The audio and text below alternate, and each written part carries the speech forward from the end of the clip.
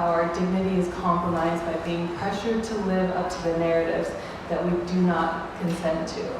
For example, a woman who strives to balance a career with responsibilities of motherhood is always judged on the compromises she has to make. And of course, men are never asked how they balance their careers with responsibilities of fatherhood.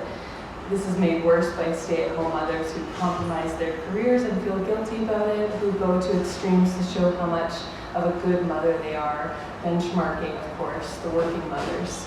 So there are some mothers in the room perhaps, I think most of us have mothers, so I hope you come with an open heart and an open mind as we continue to discuss these important topics.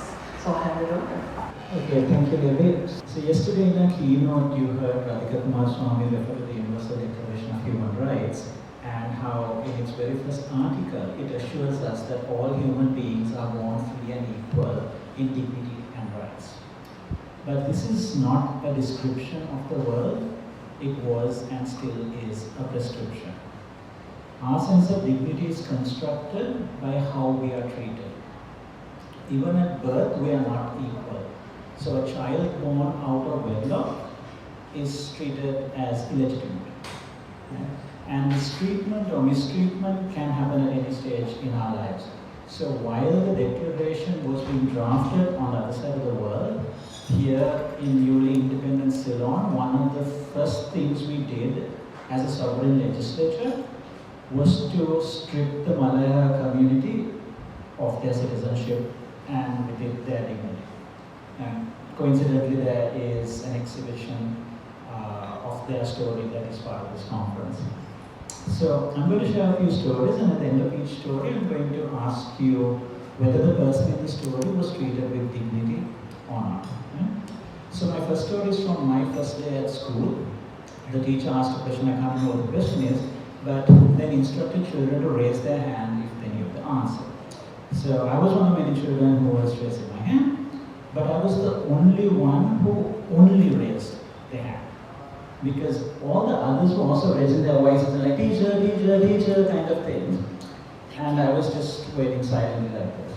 And then the teacher points at me and says, look at this child, and why can't you be like him? And then everybody else in the class was staring at me in this pin drop silence. So, do you think I was treated with dignity? Can you raise your hand if you think I was? Okay. If you think I wasn't treated with dignity? Okay. Second story is also from school, but now a friend. So he passed away a couple of years ago, and I saw a eulogy on Facebook by a close friend of his who I also know. And it was talking about how, even though he was a Muslim, he was, quote unquote, one of us. How they never spoke about race, never spoke about religion, and how he was a really good artist. So for the Vesak celebrations, he would be drawing the Buddha. For the church feast, he would be involved in the decorations.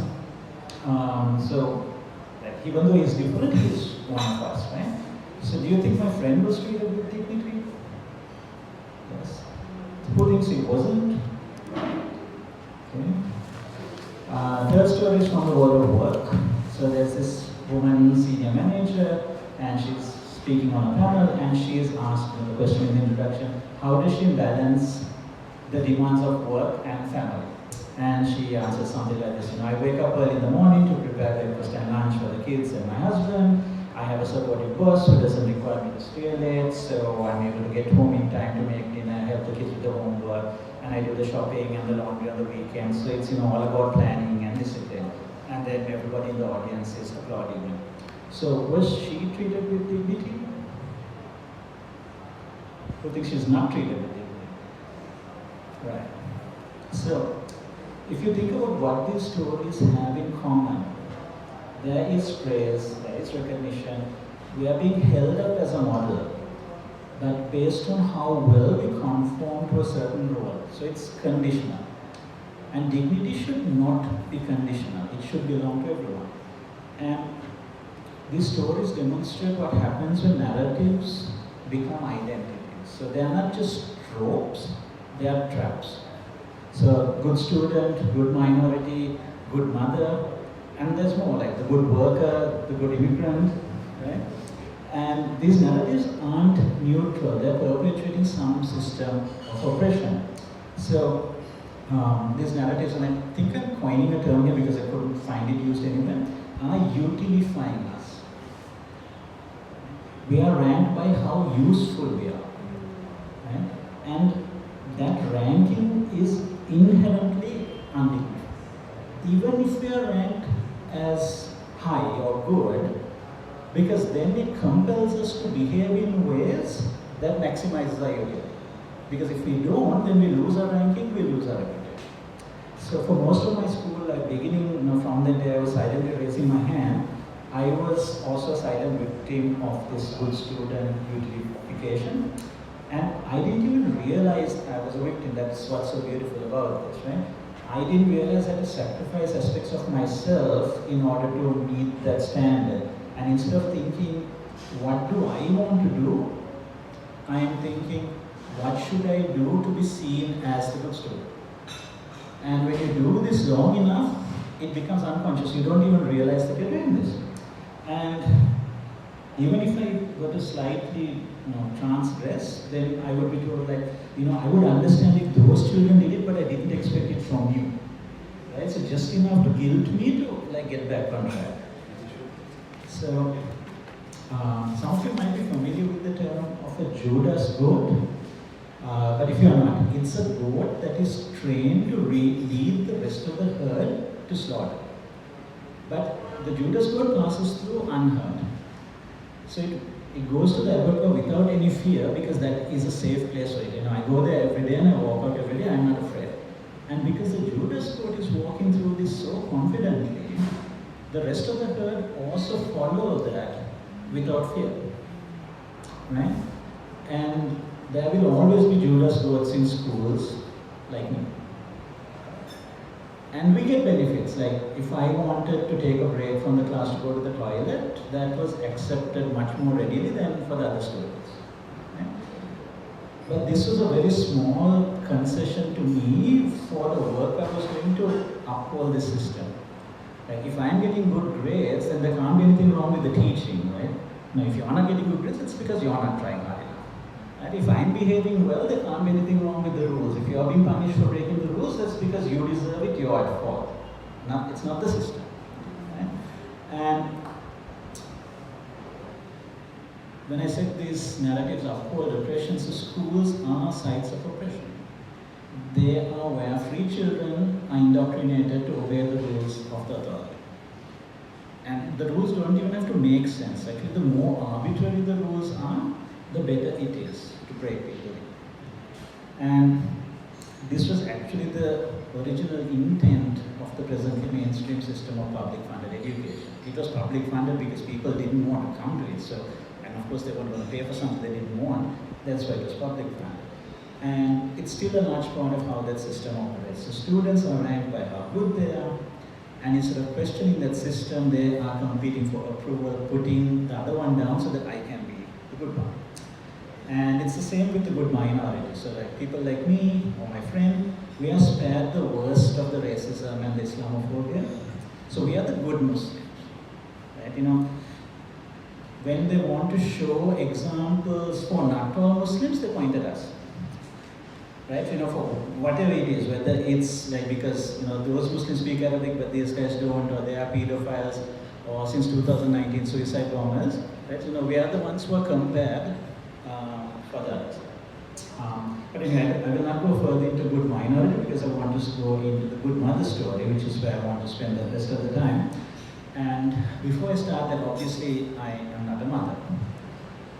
So I have experienced good student, good minority, good worker, but not good mother. So what gives me the right to speak about this, right?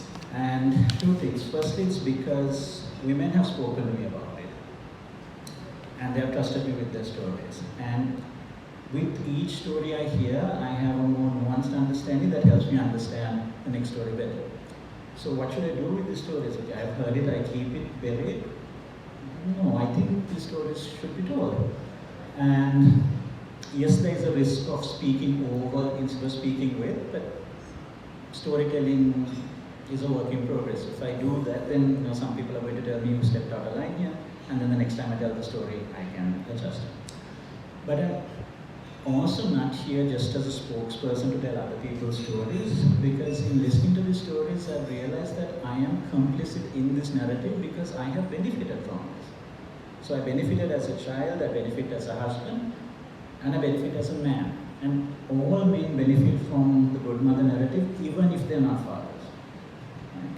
So storytelling is how I am trying to find my way out of this. Because when this narrative is there all around us, it's not possible just for one person to opt out. The only way to deal with it is it has to be dismantled. And there's many ways to do that, but my way is storytelling. So that's why I'm telling stories. So motherhood is something that is celebrated anywhere in the world. Like, she's the dependable one, the caring one, the multitasker. And then behind that is the trap of the good mother. Because her ability to do it all becomes the reason why no one else has to do any of it. And you may have heard this phrase, weaponized incompetence, but there is a mirror image of it. And I'm going to again coin another term here, auto-flagellating competence. Okay, I'll try to explain this. So weaponized incompetence is where we avoid responsibility by feigning helplessness. So if you take the motherhood example, this is the father who can't, wrap the exercise book in the brown paper cover neatly, so then the mother does it, or can't iron the uniform properly, so again the mother does it. So auto-flagellating competence is where the responsibility is internalized so much that she punishes herself for failing. Like, I'm not good enough. Like, I was not good enough as a student, so I'm not a good enough mother. So with the good mother narrative, actually men don't even need a whip to control the women, because she's already taken the whip and she's beating herself. So that's the auto-flagellating, right? So the good mother narrative is ultimately sustained by the risk of being shamed, by being called like not a good enough mother. And that could be by men or by women, and I think sometimes more often by women, because they are the ones forced into this competition, right? But on a day-to-day level, it's sustained by the auto-flagellation. Because you do that to yourself before somebody else does it to you. So, because of that, the mother is the first person in the house to wake up, the last one to go to sleep. She apologizes before anyone complains, that the house is not socially clean, or that the meal doesn't have enough curries. And even when she's sick, she feels guilty for resting. And this is called strength, dependability, reliability, holding it all together. I said before how we are utilified. So for mothers, that's on top of being objectified, right? So a good mother is not just beautiful, but she has to be useful. So her identity becomes tied to how much she can carry without complaining, without faltering. And if she drops the load, then she's losing her worth. And all the while she is being watched, not just by men, but by the other mothers. So, who are also performing in this game, right? So they are watching while being watched, judging while being judged. And not because any of these people are cruel, but the system has told them there isn't enough dignity for everyone. So grab what you can. Take it away from the others so you can grab it for yourself. So a good mother is glorified for sacrificing her needs in order to meet her family's needs. And that glorification itself is what condemns her. And we celebrate this sacrifice every year in the form of Mother's Day. Right? So you take out to dinner, pamper her with chocolates, massages, but we don't question why we inhabit a world that requires her to make all those sacrifices. So, in conclusion, so we are told to aspire to be the good student, the good mother, but those ask us to trade our authenticity and our humanity for our utility. And once we accept that trade, we are enforcing the terms on each other. As long as our so-called dignity is based on utility, there will be some winners and some losers. Like if I'm to be the good student, if you are to be the good mother, there has to be somebody else who becomes the bad student and the bad mother, because we can't all be good mothers. What's the point? Right? And this is not sustainable. All it does is just keep pushing us to a breaking point. So we have to dismantle these narratives that uphold the systems of oppression that makes the oppressed fight each other rather than fight the system. So we need to take all these good mother whatever things and just bear it all up, because all of us deserve dignity just because we are human beings, right? So I think it's time to convert that prescription in the UDHR into a description, because our dignity should not depend on our utility. Thank you.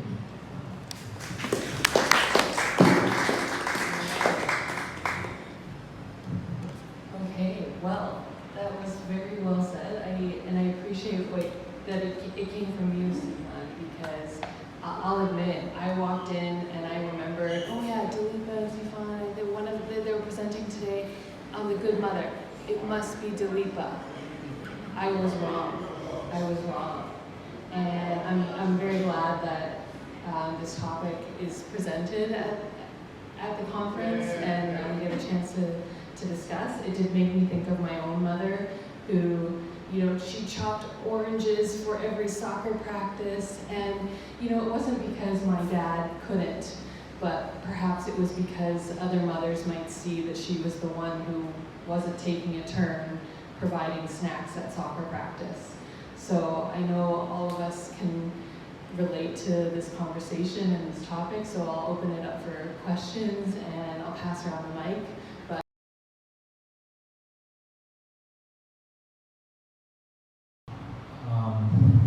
I think one part of this is that we started, or rather, women started fighting for the right to not be constrained by these roles and to be able to work and have a career long before, or maybe without addressing the fact of, so how is this workload going to get managed? So the net result has been in most places that a woman does a full-time job at work and a full-time job at home. And how does this shift the man's role in this? I think it's only recently started to be discussed. And I think policies like how we implement and how we perceive paternity leave, how we see the father's role in childcare, because if it's seen as emasculating, then it's not going to be something that they want to do. Like I've had colleagues who say like, oh, today I have to be at home because I'm babysitting, and I'm like, no, babysitting is when you look after other people's kids. If it's your own kid, it's not babysitting, you're parenting. Right? So I think there needs to be a lot of mindset shifts around that, but in policy terms, I think it also plays out in terms of maternity leave and things. So now, right now in Sri Lanka, maternity leave is paid for by the employer. So the employer factors in that, if she's going to have 2 kids or 3 kids, there's going to be this many months where I'm paying and I'm not getting any work done. And this then translates to women getting a lower salary, and because they get the lower salary, they are much more likely to leave work when they have a child, because what's the point in staying on and doing this work? So I think one thing there that needs to happen is that maternity leave payment should actually be by the state and not by the employer.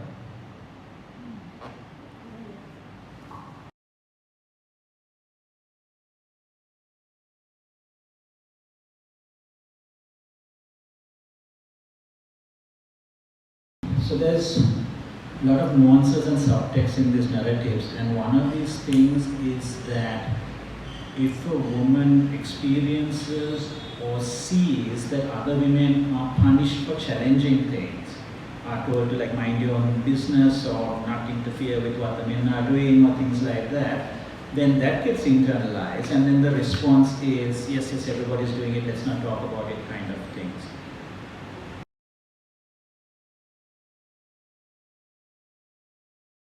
First of all, I'd rather not position myself as an expert, but just maybe somebody who carries a lot of stories, and I'll answer based on the stories that I carry. So one is, so this is part of that expectation of the mother to manage it all, right? So if the child, like, if the question is that the child has picked up certain bad habits by associating with certain other people, it's still the mother's fault for not ensuring that the child didn't associate with those people, right? I mean, if you want to go on that path, you can always trace it back to the mother, and that's what commonly happens. But you could as well trace it back to the father, but that's not the way the story usually goes. Another problem in this, when it comes to children, is also that it denies that children have any agency in this. Like they're just passive objects being filled in by whatever they experience, that they don't exercise any agency in deciding what do I want to take in, what do I want to leave out. And I think it's important to recognize that. And even with Anshal, sometimes he will refuse things or disagree with something just because it comes from us. And he will wait to see if this is corroborated by some other source before he accepts it. And personally, I'm very happy with that. Because if he was just following what we said, and we said, well, it's something stupid, then he would be following that without question. So we never wanted an obedient child. And sometimes it can lead to a lot of arguments at home. And the last part is that, yes, we could say parenting is also the father's responsibility, but like you said, the wider society, right? And there is this term or expression that it takes a village to raise a child. And if we had the village, there wouldn't be the single point of failure in the mother or the parents, because if they messed up in some way or another available, there are other people around who can carry that weight. And because we live in nuclear families now, that's a problem. So how can we shift that to have more community in how we look after children is also part of how we can break away from that.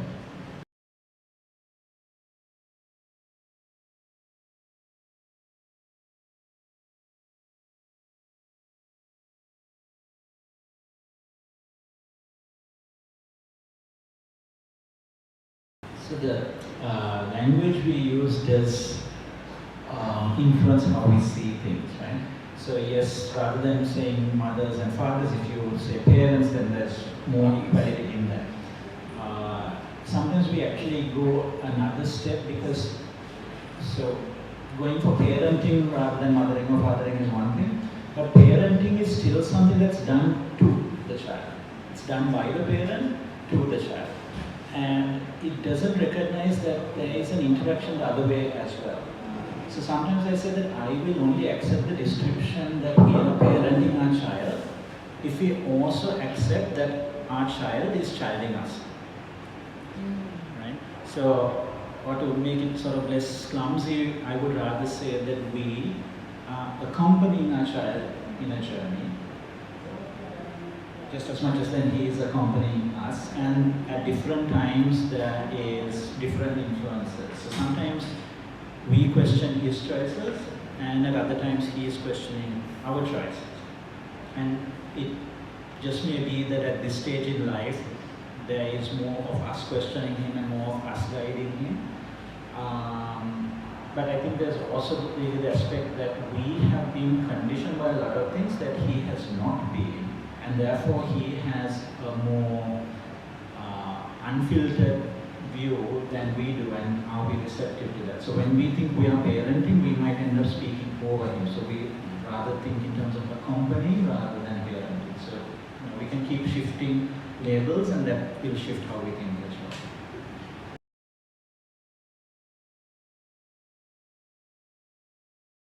Just because I also like playing around with nuances of language, I would say that it is not that the economy is getting worse. Well, yeah, The economy is getting better, but economic exploitation is getting worse.